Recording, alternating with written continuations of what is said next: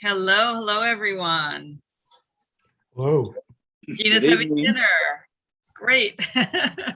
Did you bring enough to share, Gina?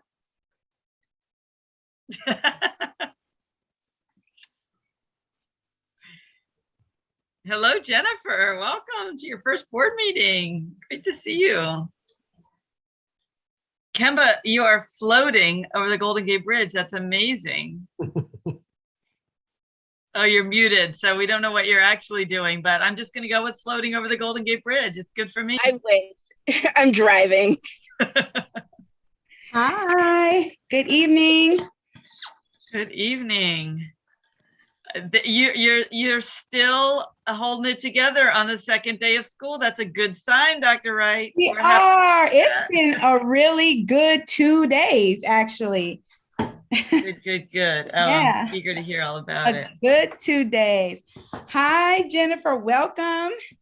You're here. We're about to work you. Tracy, don't start off like that. I was like keeping it honest. Hey, Sterling, Dan, Gina, Kimba, Christina, Jeff, Aaron, and Maya. Hi. Hi. I'm driving too, but I'm almost at home. Something must have happened because there's like police everywhere, and a police car decided to crash into a home that I just drove past. So, oh my gosh, you know, Wow. oh my gosh, it's just another day driving through Northeast. Yeah. Wow, that's a lot of excitement. Yes. Love my part of town. I just left But I'm almost home. a doctor's appointment on Wisconsin Avenue. It was at 4, and I got out of there at 4:45. I said, God, please help me to make it to Prince George's County. I made it with 5 minutes on the clock. Excellent. That's impressive. Yeah, it was. Did a lot of stunt driving though. Oh, goodness. Well, I'm glad you're safely home and you're not involved with that mess. That, unless that's the residue you left behind you. No. Okay. Exactly. Now we always have the question, and I forgot to look, if we have, given our current board size, what do we need for the quorum to be able to approve our minutes? I totally have that written down. I'm sorry, go ahead, Dan. I was just gonna say, I think there's 8 people, so that should be enough, I think, based on previous conversations. Yep, good. Okay, excellent. Well then, we can go ahead. So welcome everybody, and let's restart our mission. To start off, it's a good, it's always a good way to start, but especially at the beginning of a school year, to remember what we're all about. Okay, here we go. The mission of Paul is to educate our students and to develop in them the capacity to be responsible citizens, independent thinkers, and leaders. And Jennifer, I should tell you, that's always at the top of our board book. Manya puts it there, so you're not expected to memorize it, although I have continued to try to make that my goal. I don't know why it's not that hard. So here we are. Welcome back. Welcome to the new board year. It's not really welcome to the school year, because the school year started 2 weeks ago for our school leaders, with the teachers coming back. And so they're well underway. And then the students have been back now for the second day. So glad to have all of us gathered again. It's a little bit disappointing that we couldn't actually do it on our beautiful campus, in our beautiful space that we had talked about, but you know, we'll get there. In the meanwhile, here we are, happy to be together anyway. So we have our June minutes, which you had in your board book, and I need a motion to approve, please. So moved. Thank you. And a second? I second. I'll second. Thank you. Lots of enthusiasm. Okay, we've got to do the roll call vote. So raise your hand or shout out. Jeff? Yep. Jennifer? Yes. Dan? Yep. Gina? Yes. Kemba? Okay. Sterling? Yes. Christina? Yes. And who's that on the phone? I think it's Pamela. Oh, Pamela, is that you? And Floyd's just joined too. All right, so Good evening. good evening, Floyd. We're just approving the minutes from June. If you had a chance to look at those, do you want to vote? I vote for approval. Yes, ma'am. Okay, good. And we've got this one phone person, possibly Pamela, that we'll maybe get to later, but at least at this point, we have enough to approve. So there we go. All right, and with that, Tracy, I turn it over to you. Thank you, Will. All right. So we can, Aaron, you and I can touch base about how soon we want to, or if we want to transition our board meetings back into the building for the month of September. That just, I mean, we actually have the technology already set up for it because we've been doing some blended meetings that are in person and some people are on Zoom.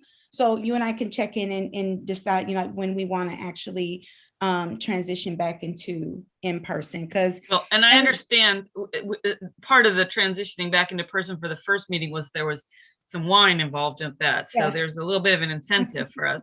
That's right. That's right. Okay. Just checking that was still part of the plan whenever we do get back. Okay. And Gina's bringing dinner because perfect. Okay, there we go. So getting into the CEO's report, the first thing is that we included in the actual board book, you can click on the link and it'll take you to kind of our closeout data dashboard. We went into this during our school performance committee meeting. The metric that I will highlight, you can take a look at the graduation rate. All of those numbers are in there. There are two metrics that I will highlight. The one is the 9th grade on track metric, which for the first time actually fell below 80%, is at 77%. We had 11 students who are off track because of actually electives credits. And so, you know, we saw our 9th graders struggle in different ways over the period of time when they were in virtual learning. They were able to resolve a lot of those struggles, particularly in their core content classes. But for some of those elective classes, it was tough. And so their participation in summer school and then actually completing the work necessary to be able to earn that credit, they did not. We do have plans in place for those students to ensure that they rapidly get back on track. It's a bit easier, I must say, because they're non-core courses. So they can double up, and then they can also, you know, take them in the summer. And then we have other methodologies that we can use with them because, again, they're non-core courses. The other two metrics that I'll call your attention to are the PSAT and the SAT numbers. Those metrics are really important to note because they only reflect a subset of our 11th grade students who did come to the campus to test, and a subset of our 12th grade students.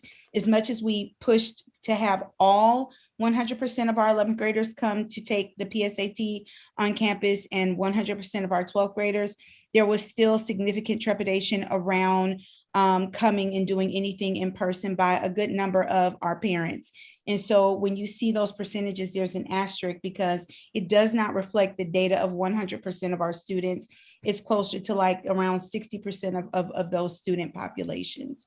And so for our juniors in particular, really hitting the ground running and pushing hard around their SAT prep because, and our sophomores who are now juniors, because they will, of course, take the test on site in October for the regular SAT and PSAT day.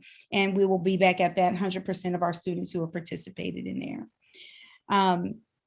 Moving on, we are in the throes of exploration for our expansion to the 5th grade. Deliver Ed has been the agency that we selected to do this consulting work with us. And they've been a really, really good choice. Josh Boots, who is one of the founders of, Empower K-12, which is a data collection organization that is deeply rooted in Washington, D.C. Josh has been around for more than a decade, has a lot of ins into the charter space. And so a lot of those data points, which, may have been inaccessible to us because he has these data sharing agreements, we're able to access that. So they're in the process of doing all of those quantitative pulls and analysis. And then we also are pulling together a number of focus groups. And so to that end, Manya will be in touch with board members at some point in time this week to find out your availability to participate in a roughly 45-minute focus group that Deliver Ed will lead around, this initiative. We are on track to be able to do a 2-hour-long presentation of all of the findings of this research to the SPC in our SPC meeting in October. For SPC committee members, you probably got an updated invite for the October meeting. Jeff and I spoke about this a couple of weeks ago, and we pushed it down to the Monday before the board meeting to give us the most amount of time to complete all of the research work. So there will be an extensive presentation to the SPC.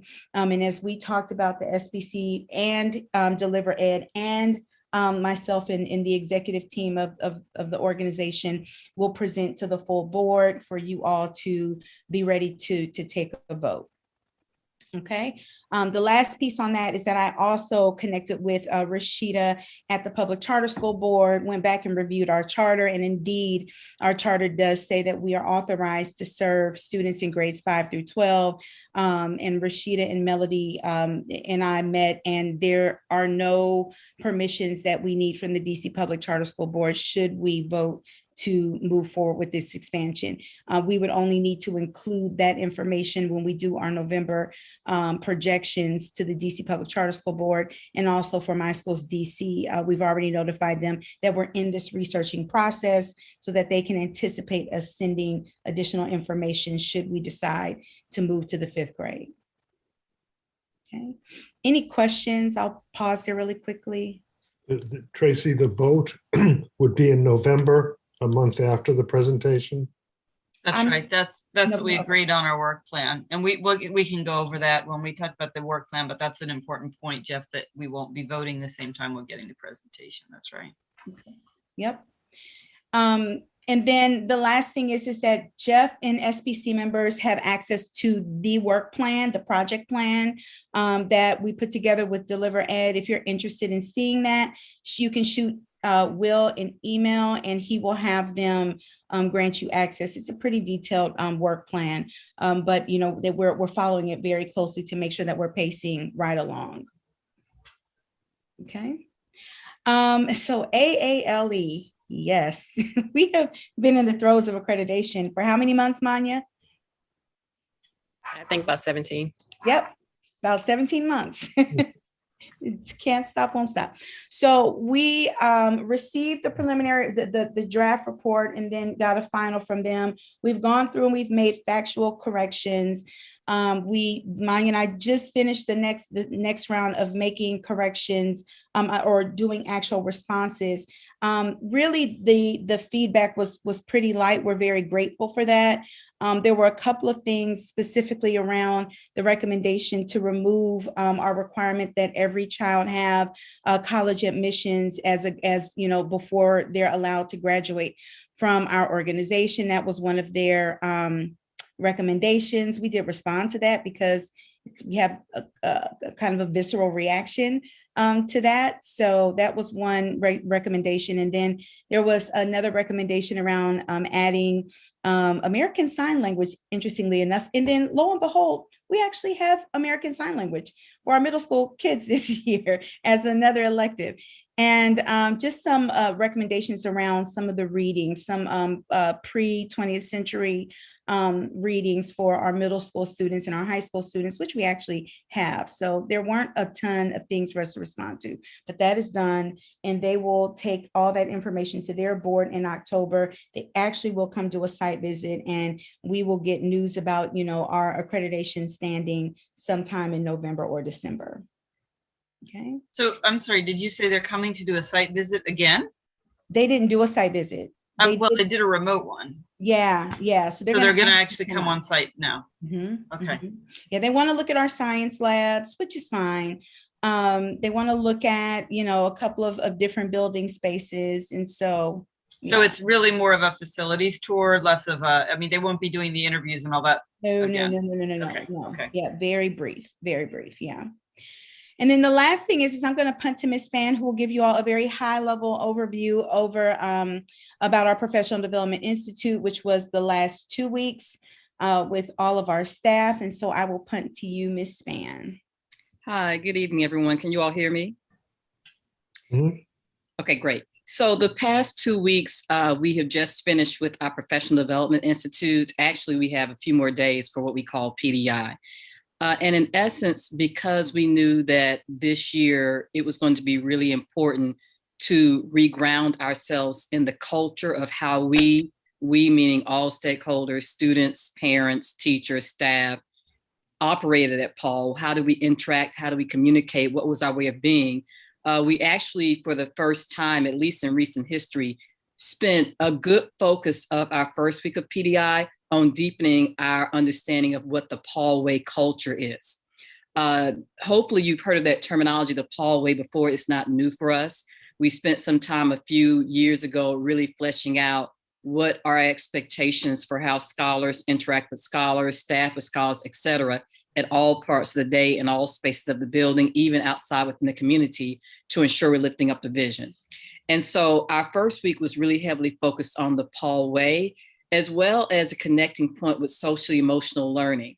We talked extensively last spring about ensuring that we continued our journey towards looking at the whole child, particularly in light of the unique considerations that the pandemic necessitated.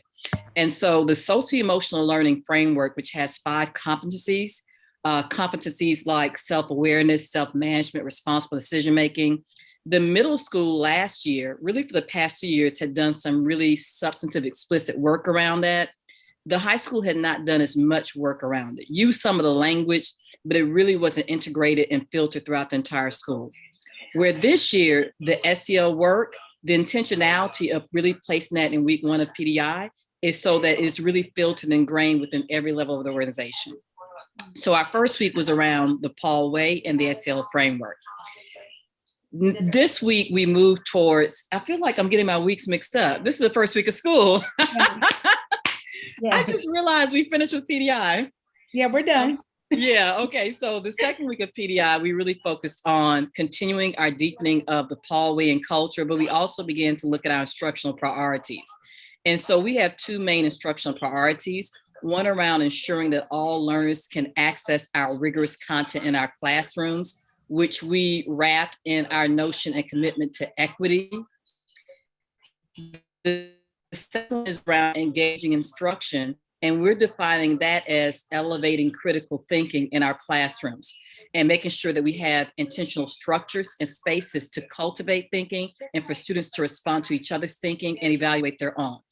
We're really proud of a new process that we started more formally this year called Unit Digestion Framework Process. And this is basically a process in which we took 3 days to have intimate sessions with course teams. So for example, one session might be with an ELA instructor and all the special education and L teachers who supported that teacher throughout the day, plus instructional specialists and school leaders. And we spent some time using pre-work that we sent the teachers in the summer, pre-work like reading the novel, pre-work like taking the first interim exam to really get a sense of what our end goal was for student learning. And we really intentionally unpacked a very concrete understanding of the priority standards of the unit for the advisory, the main conceptual learning, to be a good foundation for, so now let's think about how we launch our planning. And also to be a good foundation of understanding so that we can actually differentiate and scaffold coming from an understanding of what our priority learning is. So that was really exciting to start that work. We've also had some sessions around hybrid teaching because we know we're going to have a subset of scholars, hopefully a small one, but it might grow, we don't know. So we want to equip all teachers to be prepared to have hybrid learning for our scholars. And then we're still doing some post-PDI sessions. So we have a PDI, which are the most important topics that are needed before students arrive. And then during the first few weeks of school in which we're bringing students in a staggered way, we have sessions in the afternoon to continue to learn. So just really excited about the deep work. The staff has been very responsive in a positive way to the organization of our priorities, us elevating culture in the Paul way and social emotional learning, and really taking the space and time to move away from large get and sit sessions, which we really haven't had a lot of those in a while, but really letting our focus be intimate sessions that are either academy or school specific, course content specific, to really get at deeper learning for our staff. Yep. Okay, thanks, Span. Moving right along, and specifically connected to one of the priorities for this year, we have elevated co-teaching between our L and gen ed teachers, and also our teachers of students with IEPs and our gen ed teachers, which has been very important. We are now over 50% of our students being identified as having either an IEP or being an English learner. And so I'm going to say that again, over 50% of our students either have an IEP or they have been identified as an English learner. And then of course, there's a subset of students who are dually identified, both as an L scholar and a scholar with an IEP. And so it's been very important for us to focus on that area for this year. With that, we are at about 99% of our budgeted enrollment with target, which is at 720. Now we're kind of in lockstep with where we were 2 years ago when we met and exceeded our enrollment target. So we're hoping to continue to push and forge ahead in that manner. I'm very happy with what we saw in terms of our sixth grade students who've showed. We have all but 7 who have already reported, and we're waiting for today's attendance so that we can look at the additional students who have reported for the 9th grade. I think that we are at 2 SPAN students who have submitted medical exemptions. Yeah, right now we have 2 approved, yes. Yeah, so there are 2 students who will be engaged in school virtually, and thankfully all of our classrooms are set up for that in the event that, you know, we either have to go into some form or fashion of quarantine. The tech team and school-based leadership has done a great job in these early days of very rapidly making sure that we're distributing computers to students. Part of orientation is making sure that all of our Google Classrooms are set up. Children have their Zoom addresses. They're taking their computers home every single day. So in the event we had to go back into a quarantine space, heaven help us, don't let that happen. But if we had to, we have to be prepared for it, even if it's for a small period of time. We've also updated all of our COVID guidelines for our students. The most recent one that we finished was our attendance one. And so we will make sure that this week we load all of our final handbooks, family handbook, operations handbook, staff handbook, and our student support handbook in the board folder so that you can take a look at that.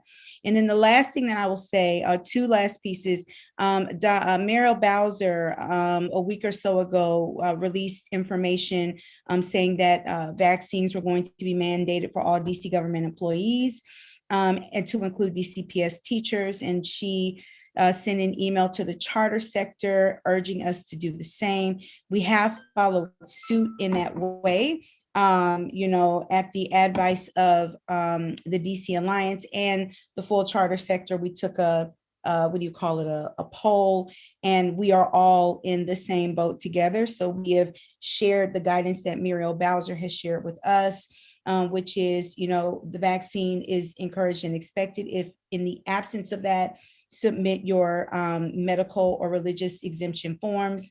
In the absence of that, if you're not vaccinated, you have to submit weekly negative COVID tests. But with I think, is it a full FDA approval of Pfizer? Is it a full approval? Then there is a possibility that that mandate may heighten to the next degree. So we're waiting and watching to see. All staff is mandated to submit their vaccine cards by September 1st. And, you know, we had individual meetings with each of the schools and with the network team. And, you know, to date, we've probably had about 1 or 2 staff members, you know, who are going to submit the exemption forms.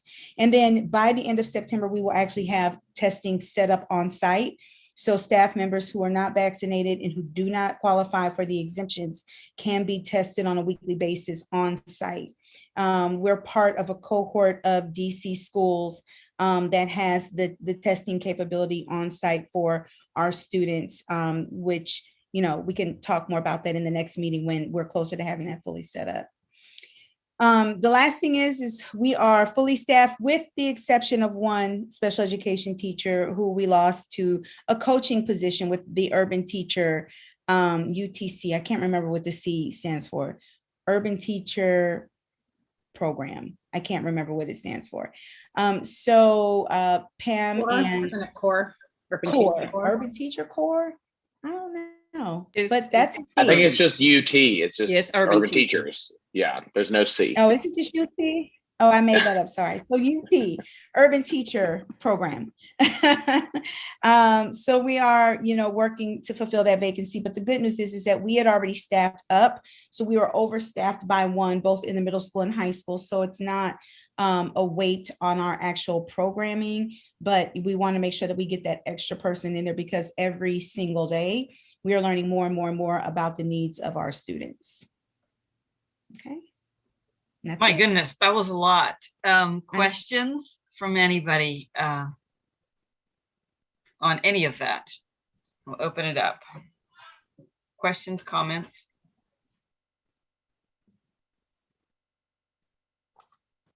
So how many kids are in the building right now? So about 75 sixth graders and about 100, and they're supposed to 200, close to 200 students. Yeah. And that's going to build over the week. That's right. By Thursday, we should be at full capacity. And they're masking and that's going okay. And Masking is going good. Actually, the Okay. children are serious about that. Like there's like restrictions on the number of students who can sit at lunch tables. Like they've been really, it's interesting because we've been in this space for so long and they know, it's like they know and understand what it means to like have your mask on. Like every now and then you may have to say, put it back over your nose, but it never comes off their mouth. Mhm. And that's there have only been 2 children in the last 2 days that I've even said, and actually the 2 children were the same children each time I had to tell a child to put their Yeah. mask. I would back over their say nose. I would say the kids have been very wonderful with the mask and very responsive to the reminders. And Mhm. usually if their mask comes down, it's not intentional. They pulled it down. They may have been talking and didn't realize that, it come down slightly below their nose. And so we actually have a signal where we kind of do that. And they're just very responsive. So it's been really good. Yeah. Do you have any idea what percentage of the population, students and teachers, is vaccinated? So we know that over 80% of our staff are vaccinated. Once our students all get in, we'll start to move in that direction of gathering that information in tandem with the immunization push. That is still a very real mandate. And it was super pressing mandate because the children basically, once they step foot on the campus, they only have 20 days to provide the immunization proof. And we still have a ways to go with that as well. And did we ask employees for proof of vaccination? They have until September 1st to furnish their proof. And then they have to get if they don't furnish it, they have to get the weekly COVID test or else they can't work. And we're not granting leave for that because the Department of Labor standards shift at the end of the month. So sixth graders aren't 12 years old yet, right? Or Most of them I think are 11. We may have some 12. About half and half. Yeah. They turn 12 in the 6th grade. So it's probably less than half right now, but they will. The 6th grade is actually younger than that. Most of them turn 11 in the 6th grade. yeah, Or if they turn 12, it's like towards the very end. Most of our 6th graders are like 11. We right. have So very they're not few. eligible to be vaccinated. Not yet. Some of them No. aren't, not Not yet. yet. Not yet. Yeah. One quick interesting observation. So people are now like wondering like, what's the COVID effect on students? So our 6th graders left school when they were 4th graders. And you can tell. Miss Mann was sharing, or maybe it was Reagan was sharing a story about one of the moms dropping the baby off for school, and baby's in tears, and she's like, I want my mommy. Well, the last time this baby was in school, she was a 4th grade student. That's completely and totally developmentally appropriate. We have had several 9th graders who are coming up to the verge of using the restroom on themselves. We're like, why are you holding it? And then running to the back, like, baby, just raise your hand. And they left school when they were 7th graders. Now they're in high school. And so, like, you can see the delayed social development of the students because they've not had those in-school experiences. And so this is something that, we're very fortunate, as Span spoke to this, that we staffed up with our culture team. We have a really strong dynamic culture staff, because it's not just the social emotional learning, but it really is that acceleration of social, of developmental, experiences to help the children click in to where they are and click out of where they left. It's a really interesting thing to watch. Tracy, I have a data question. You had a huge jump in the percentage of 8th graders, 14% increase in the percentage of high school credits that were earned by middle school students. And that's really significant. What was that? What led to that? Yeah. You want to speak a little bit about that, Span? I mean, we've been pondering that as well, because as you know, the 8th to 9th grade pipeline and keeping that continuity for our 6 through 12 vision has been a point of conversation and exploration over the past few years. And this is just a conjecture, Aaron, I don't have any hard evidence from this, but just thinking about the students who returned, I think because of the tenuous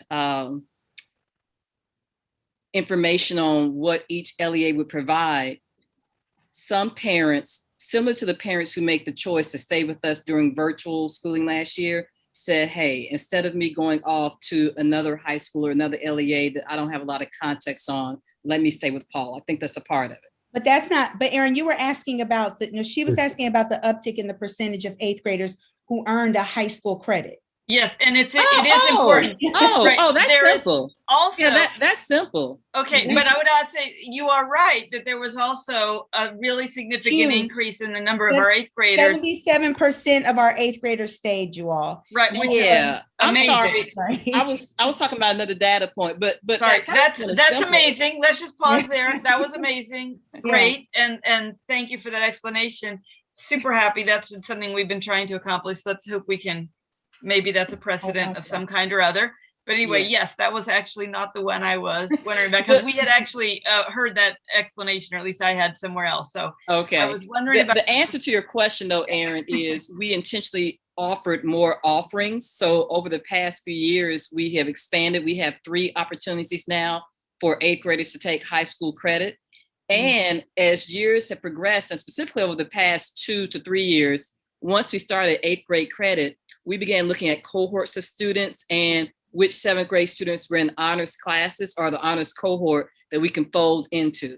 So we had literally not only intentionally prepared 7th grade students to be ready for the high school credit bearing courses, but secondly, added one, I think we've added an additional one each year to now we have 3. And we have intentionally put more students into it. Initially, when we started, I think we had 1 cohort out of the 5 cohorts of 8th graders because we wanted to just kind of see. But if kids are ready, we put them in there. That's great. But, getting to almost 60% of the students earning a high school credit is a huge step toward our ultimate goal of really having a robust advanced program, right? Yeah. That's sort of identifiable and meaningful. And so and it just opens up all kinds of opportunities for them as far as how far they can get along the pathway of these things. So I'm really pleased to see that. So thank you. Thanks for that explanation. Somewhat related to the comment about more than expected or more than historical 8th graders staying is our 9th grade is really big this year, probably the biggest it's ever been. And the 9th grade's always been a challenge for us in terms of students acting like their behavior and Could you just talk to us about, and I'm sure it's exacerbated by these students not having been in classrooms since 7th grade. Just talk about what we're doing. Both, I think we had to make a bunch of adjustments in scheduling to handle 160 odd kids, but just how we're trying to get in front of issues that may arise with such a big class and the 9th grade in general. Yeah. Let me start really quickly with just the organization, and then you can get into the details. So I'll say, Dan, that this was prime time for us to have administrators who focus on 9-10 and administrators who focus on 11-12, because the 9th grade is going to require at least a good 70% of the administrators focus, because there are so many of them. So the first big move was putting a leadership team in place that's super familiar with 9th grade students and 9th grade stuff, and then releasing them from being, that traditional model of a school principal where you have to watch 9th grade, 11th, 10th grade, 11th grade, and 12th grade, and they're very specific and unique needs that 11th and 12th graders need, that causes an administrator to not be able to focus as deeply on 9th grade students and that 9th grade experience as they need to. The last thing that I'll say, and then I'll punt to Span, is that along with having that fully staffed administrative team, they also have a fully staffed culture team. And we did make a decision in the 11th hour to move from it being a 2-person culture team to it being a 3-person culture team. So there's a dean of students who's pretty dynamic. Her name is Shari Griffiths, and then we have 2 student advocates who work alongside with her. And that entire team actually, though, works under Miss Reagan's department, because for this year in particular, because there's so much foundational work that needs to happen, we needed some pretty senior experience to kind of lead that charge to reestablish the culture of the organization. And then Span, I'll punt to you to add. Yeah, thanks, Dr. Wright. Dan, I want to first start off by saying I am so encouraged by this 9th grade class. When we saw the number 170, we paused. We're like, ooh, 170 9th graders in 1 grade. We paused and took some breaths. And they wouldn't stop coming. Say it again. They would not stop coming. Yeah, they wouldn't. We had to, we still have a waiting list. Like, this is one of the first years we've had an extensive waiting list. I don't have the 9th grade number waiting list, but I know it's not our usual 1 to 2 to 10 scholars. Like, literally, I have some old parents from former schools that I was a principal bringing their 9th grade child trying to get me to pull strings. So I don't pull strings. You all know that. Anyway, Dan, to your question, we are really being intentional, in addition to the structure that Dr. Wright articulated, paying attention to the socio-emotional learning of the needs of the students and really getting to know their stories so that we can leverage relationships to really move the needle on their academic performance and be proactive about some of the things we might be concerned coming up, which is a lot of 9th graders, conflict, et cetera. So I want to be specific. We have a couple of partnerships. We have a partnership with ONES. We started with them this summer. They have approximately 4 case workers that are on our campus each day. They actually have space on our campus. I think I froze. Can you all still hear me? Okay. So I think there's 4 or 5, but Dan, they're on campus every day. They have a space. Literally, they're here from safe passage in the morning to being in the hallways. They're going to be assigned cohorts of students. I was talking to one the other day and I asked them, how things were going and what was their sense of the capacity of cohorts. And they're looking at touching almost a third of our 9th grade students at different times through their mentoring. So just from a safety standpoint, having their presence, they really are steeped in community building, relationships. So we're really excited about that. The other thing is we're really focusing on community building now that we have the 9th grades back in person. And so if you would have walked into classrooms today, you would have seen, and the push we've had is, before we get into the Pythagorean theorem, even though the Pythagorean theorem can be folded into community building, that's just my opinion. But before we get deep into that, let's get to know one another. Let's hear your stories, etc. There was a teacher playing chess with about 10 9th grade boys in the back of the cafeteria today. So us being back in person and really being explicit with the staff and having some key strategies about how we build community And now that we're back in person, how we leverage our advisory structures, which happen every Friday to build that community, plus other structures is a big piece. And then, Dan, we're going to be really specific. You know, we have 170 and we have more staff members too. And so heretofore, mentoring has been an informal thing. Sometimes it's touched pockets of students. And so we've been discussing strategies in which we have more formalized mentoring and touch points with students beyond their homeroom class, so that you have ratios of adults to maybe approximately 6 to 7 students who are really doing some special intense things with them throughout the year to keep hold of them. We're still in progress, Dan, of kind of developing a fuller 9th grade on track strategy and 9th grade community strategy. But we're excited about 2 things. Mr. Irvin and his leadership as the high school lower academy director, he is just really solid in understanding what we need for 9th grade and getting the team to understand. Even some of our teachers who are experienced teachers with, veteran teachers, understanding that with 9th grade, the last time they were in building were 7th graders. These are grown-up middle schoolers. So we can't approach them assuming that they know, assuming that they should be acting like college freshmen. We've got to teach them. We've got to get to know them. So a couple of things stewing, but Dan, it sums up into building relationships and building community within the 9th graders. We believe that's the foundation with all these strategies to ensure that our culture stays strong, and any of the concerns we have, we are several steps ahead of it. But you got to come and see them, Dan. I'm excited. I think I'm in a mode because it's just good seeing the kids, and half of them are new 9th graders. So, and then some of them are returning. So I've enjoyed the past few days doing our thing and getting the 9th grade spaces. And hey, do you remember me and math stuff? You got to come and see them. Good. Thank you. Mm-hmm. All right, I think we better move on. It was good to take a little bit longer on our CEO report than we usually do, and we can certainly circle back if there are other questions. But let's go ahead and keep going now so that we can end on time. We're gonna have to play catch up. So Will, you and I have the next couple parts. We're gonna have to speed through it. So here we go. Over to you. Good evening, everyone. It's great to see your Zoom faces. Very brief updates on the finance committee side. We've already discussed enrollment, so I won't go further there. We are starting, I'm just going to move quickly through the slides as we take a look at the executive summary. We're starting the year with a very strong cash position, which is, you guys know the context for that, and we are investing that money in making sure that we have a strong start to the culture of the school and also the safety of our school.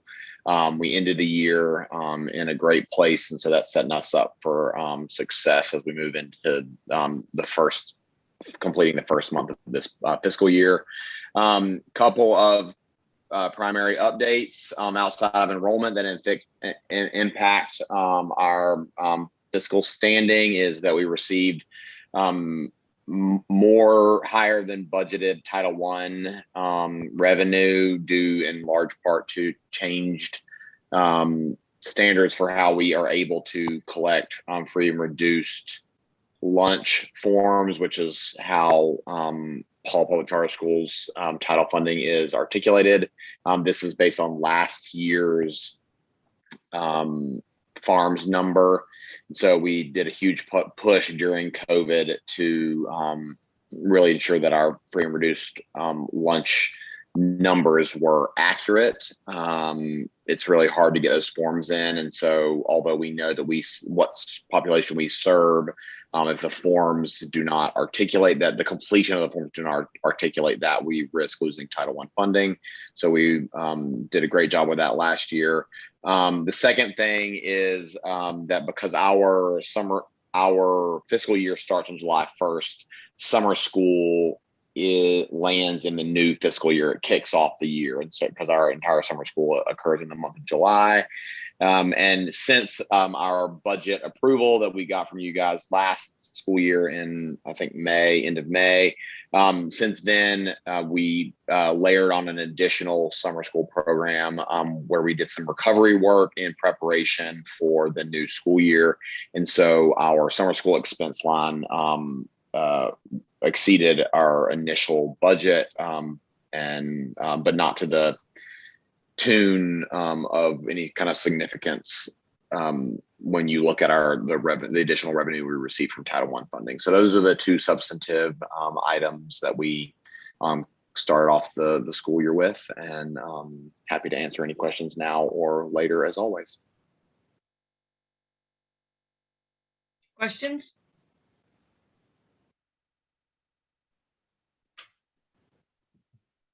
Okay, very good. Thank you, Will. All right, so for our new business, before we go into the board work plan, I want to announce one change in a committee chair. As I think everybody knows, or most of you know, Dan had indicated that he wanted to transition off the board, but he very kindly agreed to stay on as we sorted out what we were going to do about the finance committee chair role, which he has very, very ably filled for a number of years.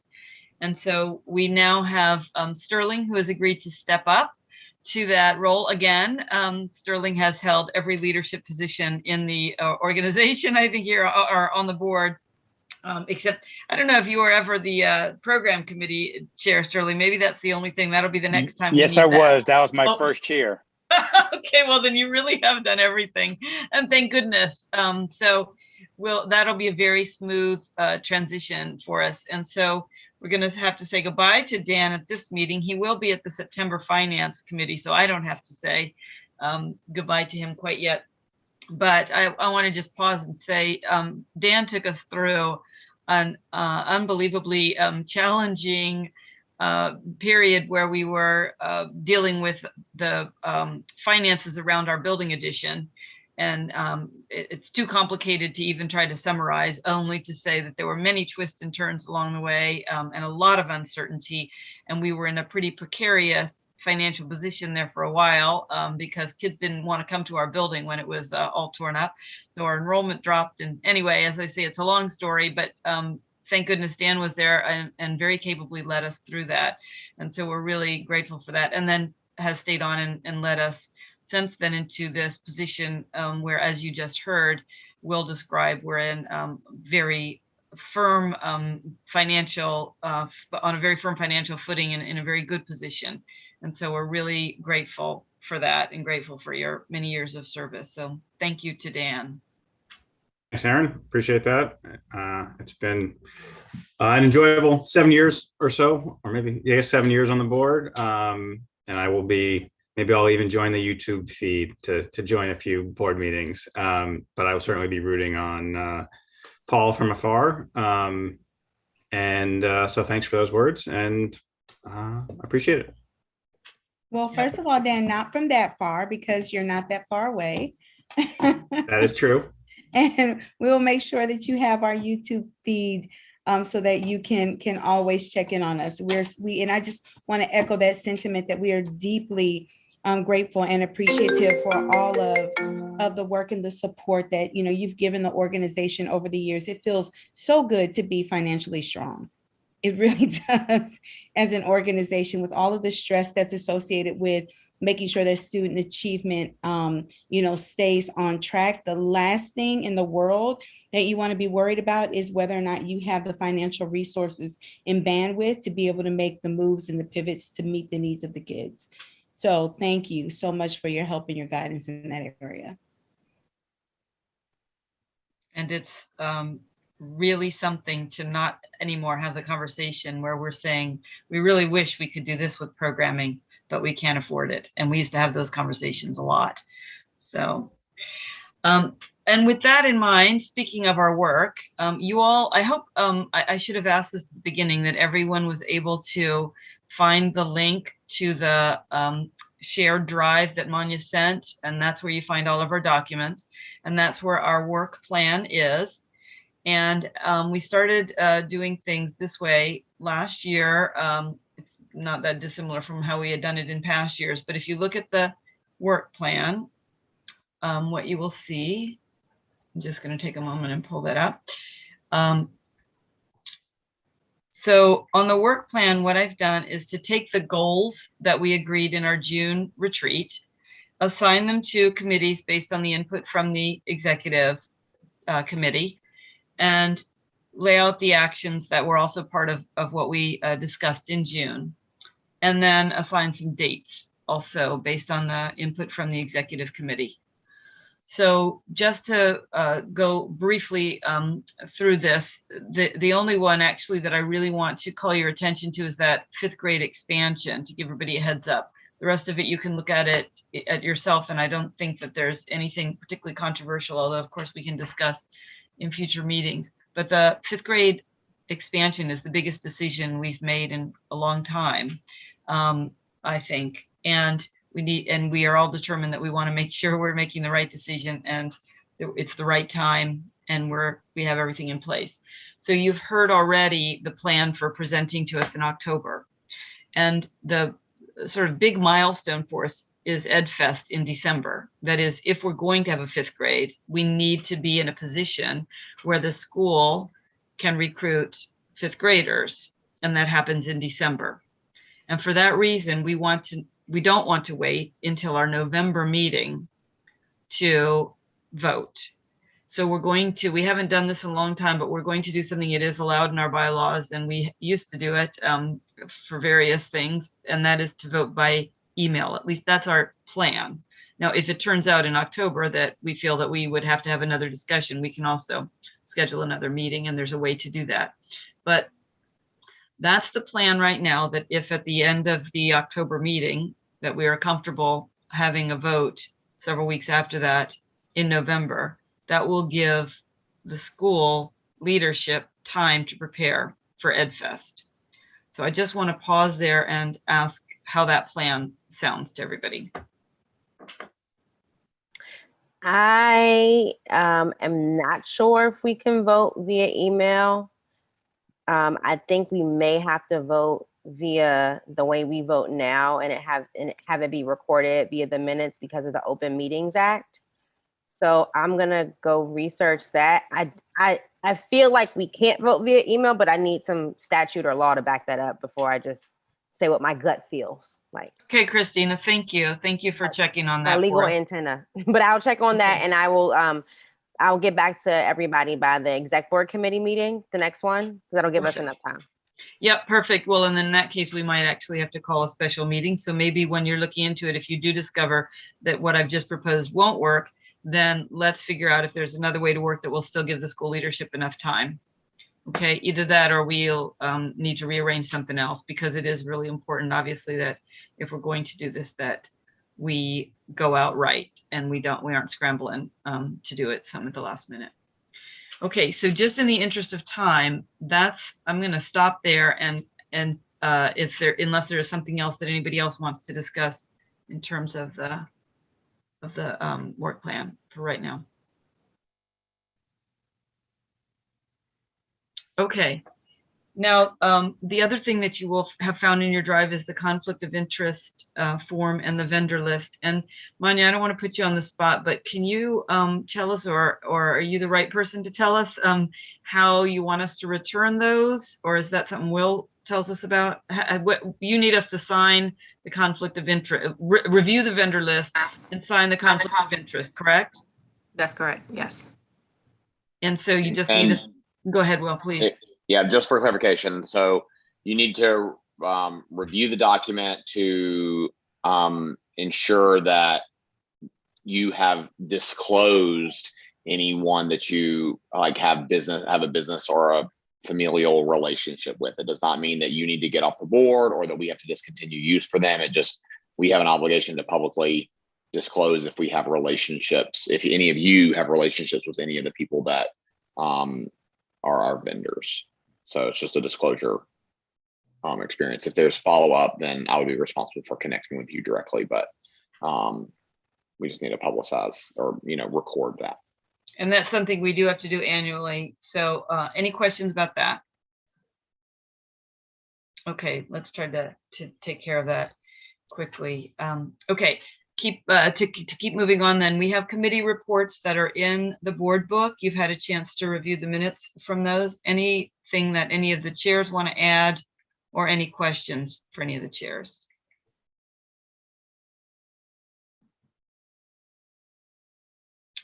All right. I was hoping that we would have enough time, and I'm sorry, Jennifer, I waited until the end, but I wanted to, I was hoping we normally introduce ourselves right after the vote and, you know, when we're actually on site, but we've done things a little bit differently. So we have time. I want to give everybody a chance to introduce themselves to Jennifer. I had the opportunity to meet her in the interview. Great to have you with us. Starting now, and I know some of the rest of you also did, but I actually don't remember for sure. So, but Jeff, I don't believe you've had the opportunity, so we'll start with you, and I'll just call out, and if you've already met Jennifer, you can let her know that. So, Jeff. Hi, Jennifer. Jeff Nelhouse. I'm chair of the committee. You're going to be on the school performance committee, and before, you know, I was in Massachusetts for a long time. Worked for the Board of Education and the Department of Education. I was the Director of Assessment there, Student Assessment, and Deputy Commissioner of Education. And I came to DC about 10 years ago to work on the park assessment. I was the Chief of Assessment for park. So I have a lot of knowledge about student assessment and that sort of thing. And how many years have you been on the board? I think this is my third or fourth year now. Thank you. Right. Gina, over to you. Maybe your committee and number of years on the board. I should have said that's. Yeah. Yeah. And I think I was part of the interview process with you. That's right. We'll jump off early, but finishing my 6th year on the board, I was the board chair for 2 years, and I'm on the governance committee now. Welcome. Christina. Hi, Jennifer. I know Jennifer. My name is Christina Jones, chair of the governance. We also cannot hold an email vote per section 2-577 meeting procedures. Subsection C, email exchanges between members of a public body shall not constitute an electronic meeting, and meetings are anywhere we vote. So answer that question. Thank you. I don't have to bring it to the next meeting. So we will probably then need to have a special meeting so we can look at getting that on the calendar, just a short meeting to just have the vote. Okay. And we also have to schedule that out and provide public notice as well, just like we provided for these meetings. Yeah. For another subsection of the Open Meetings Act that I can't. Yeah. And we need to figure out what the timeline is on that. I don't remember how long in advance we have to provide public notice, but that's in there too, I think. Maybe we can, Erin, before we get into the October meeting, have proposed dates. Yep. And then that way, you know, we can have it within, you know, a week or two of that October board meeting, and Manya can get all that information up. Perfect. Okay, to continue the introductions quickly, Kemba, you were in the interview too, but. Hi, Jennifer. I'm glad that you have finally joined us. My name is Kemba Hendricks. I've been on the board 2 years?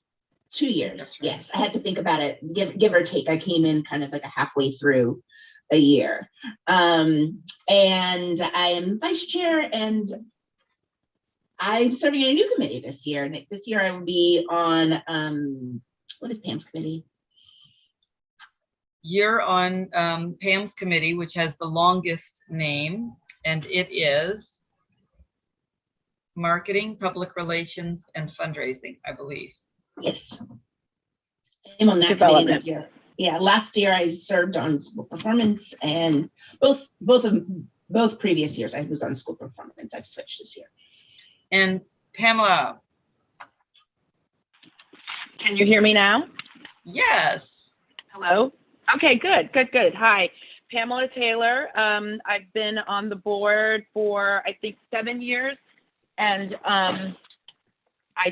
as you just heard, I chair the committee with the longest name, Marketing, Public Relations, and I believe it's Development instead of Development. Fundraising. You're but right. Welcome, You're and right. hopefully, yep. But you know, you might want to join this committee because we don't really meet that often, and if something bad happens, Tracy just usually calls me. So, just to plug.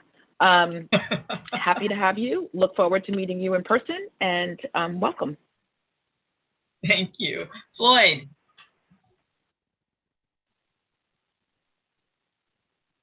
See if Floyd can get himself off. Oh, I'm definitely here. Hold on. Hello. Floyd Taliaferro. I've been on the board for, I don't know. What has it been, like 6 months? It can't be that long. Maybe Something longer? like that.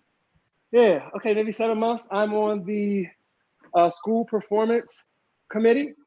I am new to DC, based out of Maryland, dealing in behavioral health and somatic health, and all that other good stuff. So I'm on the school performance committee, and I'm excited to work with you. Sterling. Hi, welcome, Jennifer. I've been on the board for 11 years. Been, as Aaron mentioned, committee chairs on most of the committees, and been board chair and board vice chair. I live 10 blocks down the street on 8th Street. I'm also a Paul alum, and I'm semi-retired now as the beginning of the year. Oh, I didn't know that. Well, wait a minute, Sterling. Hold on a second, Sterling. You know you're supposed to tell people when you have more time, so we can find more projects, Sterling. Now, come on. That's why he was so fast. You did not send me that email. Chair. Okay, thanks. All right, very good. And Dan's leaving us, but you had a little bit of a chance to meet him. Dan, do you want to say anything on your way out the door?